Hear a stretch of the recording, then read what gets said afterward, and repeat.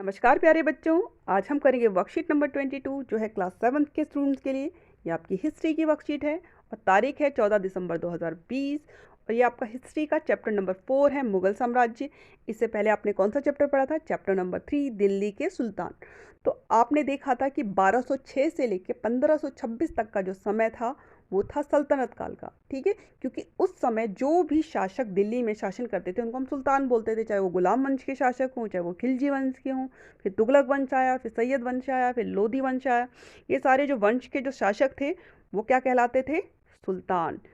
लेकिन जब मुगलों का राज्य शुरू हुआ 1526 से, जो पहला शासक था बाबर, उसने दिल्ली के सुल्तान को हरा करके उसने खुद दिल्ली पर जब कब्जा कर लिया तो उसने अपने आप को सुल्तान की बजाय बादशाह कहलाना पसंद किया। ठीक है, तो जो आप बादशाह अकबर सुनते हो वो मुगल साम्राज्य से ही संबंधित है, क्योंकि ये मुगल शासक थे वो भी।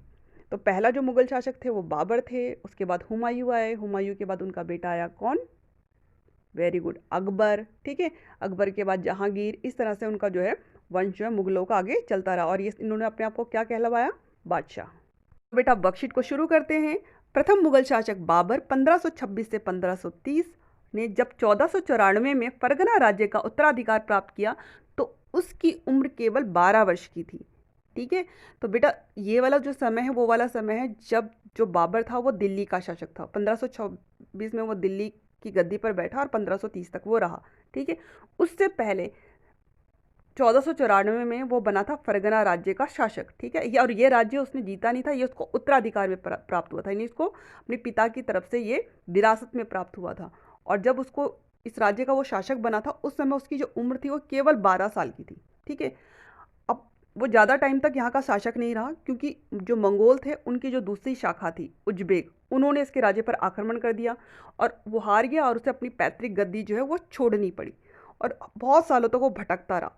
और भटकने के बाद 1504 में उसने काबुल पर कब्जा कर लिया। ठीक है, अफगानिस्तान की राजधानी है काबुल। ठीक है, अफगानिस्तान हमारा पड़ोसी मुल्क है। 1504 में उसने काबुल पर कब्जा कर लिया। उसके बाद उसने 1526 में क्या किया? दिल्ली के सुल्तान इब्राहिम लोदी को पानीपत में हराया। ठीक है, ये पानीपत की पहली लड़ाई थी, 1526 में हुई थी। किसके बीच में हुई थी पानीपत का पहली लड़ाई? इब्राहिम लोदी और बाबर के बीच में, जिसमें बाबर जीत गया था और उसने इब्राहिम लोदी को हरा दिया और उसने दिल्ली और आगरा को अपने कब्जे में ले लिया। किसने अपने कब्जे में ले लिया दिल्ली और आगरा को? वेरी गुड, बाबर ने, क्योंकि उसने इब्राहिम लोदी को हरा दिया जो वहाँ का शासक था। तो इस तरह से वो दिल्ली का शासक बन गया। ये रहा हमारा बाबर। ठीक है, आप इसकी शक्ल देख सकते हो, इसका चित्र है। ठीक है, इसका टाइम पीरियड दे रखा है, ये कब से कब तक दिल्ली का शासक रहा, 1526 से लेकर 1530 तक। चलो अब इसकी जो मेन लड़ाइयाँ हैं वो बताई गई हैं इसमें। बाकी इसके बारे में डिटेल में पढ़ना है तो अपनी बुक को ज़रूर रीड करना, इसमें थोड़े थोड़े पॉइंट दिए हुए। चैप्टर समझना है तो आपको बुक में से पढ़ना पड़ेगा। ठीक है, तो शुरू करते हैं। इसमें क्या दिया गया हमारे पास कि 1526 में पानीपत के मैदान में इब्राहिम लोदी एवं उसके अफगान समर्थकों को हराया। किसने? बाबर ने हराया। ठीक है, ये पहली लड़ाई इसने जीती थी। दूसरा उसने क्या किया? 1527 में खानवा में राणा सांगा और राजपूत राजाओं और उनके समर्थकों को हराया। ये दूसरी वाली इसने लड़ाई जीत ली। इस तरह से ये पूरे भारत के ना बहुत बड़े इलाके पे इसने अपना शासन जो है स्थापित कर लिया था। उसके बाद उसने क्या किया? 1528 में और लड़ाई लड़ी, उसने चंदेरी के राजपूतों को हराया। ठीक है, अपनी मृत्यु से पहले दिल्ली और आगरा में मुगल नियंत्रण स्थापित किया। मतलब इसने मरने से पहले क्या हुआ?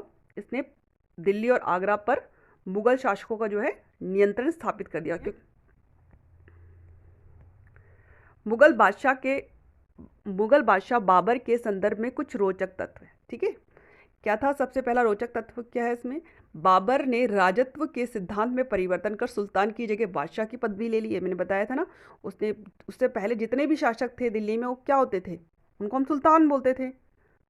लेकिन इसने क्या करा? बादशाह की पदवी ली। इसने कहा मैं सुल्तान नहीं कहलाऊंगा, मैं क्या कहलाऊंगा? बादशाह। ठीक है, बाबर ने भारत में प्रथम तोपों का इस्तेमाल किया, यानी सर्वप्रथम भारत में अगर तोपों का किसी ने यूज़ किया था वो किसने किया था? बाबर ने। इसने जो 1526 में जो पानीपत की लड़ाई लड़ी थी जिसमें उसने किसको हराया था? किसको? इब्राहिम लोदी को। ठीक है, जो दिल्ली का उस समय पे सुल्तान था। ये भी हमने ऊपर पढ़ा था ये। ठीक है, उसमें इसने इसको हराया। तो यहाँ पर इसने तोपों का इस्तेमाल किया था जिसने इसको युद्ध में जो है जीत दिलाने में सहायता दी। चलो आगे चलते हैं। और जो बाबर था वो तुर्की भाषा का अच्छा जानकार था। ठीक है, बाबर ने तुर्की भाषा में अपनी आत्मकथा तुजुके बाबरी लिखी है। ठीक है, तुजुके बाबरी, तो ये याद कर लेना कि तुजुके बाबरी किसने लिखी है? बाबर ने लिखी है। कौन सी भाषा में लिखी है? तुर्की भाषा में लिखी है। अब इसकी मृत्यु कब हुई थी? 1530 में। ठीक है, बाबर की मृत्यु 1530 में हो गई थी। चलो अब हमको क्या करना है, इसके कुछ क्वेश्चन आंसर करने हैं। प्रथम मुगल शासक कौन था? तो इसका उत्तर क्या है? प्रथम मुगल शासक बाबर था। ठीक है, बाबर की आत्मकथा का नाम बताइए, तो वो क्या है? तुजुके बाबरी। किसी एक सुल्तान शासक का नाम बताइए, तो आप इसमें से ही लिख सकते हो, इब्राहिम लोदी हो गया। ठीक है, जिसको उसने हराया था। उसके अलावा बहुत सारे, चाहे वो कुतुबुद्दीन ऐबक है, जलालुद्दीन खिलजी है, गयासुद्दीन तुगलक है, फिरोज शाह तुगलक है, ये सारे सुल्तान थे। क्योंकि आप चाहो तो अपनी जो चैप्टर नंबर 3 है उसमें बहुत सारे सुल्तानों के नाम ले रखे हैं, आप उनमें से किसी एक का नाम लिख सकते हो।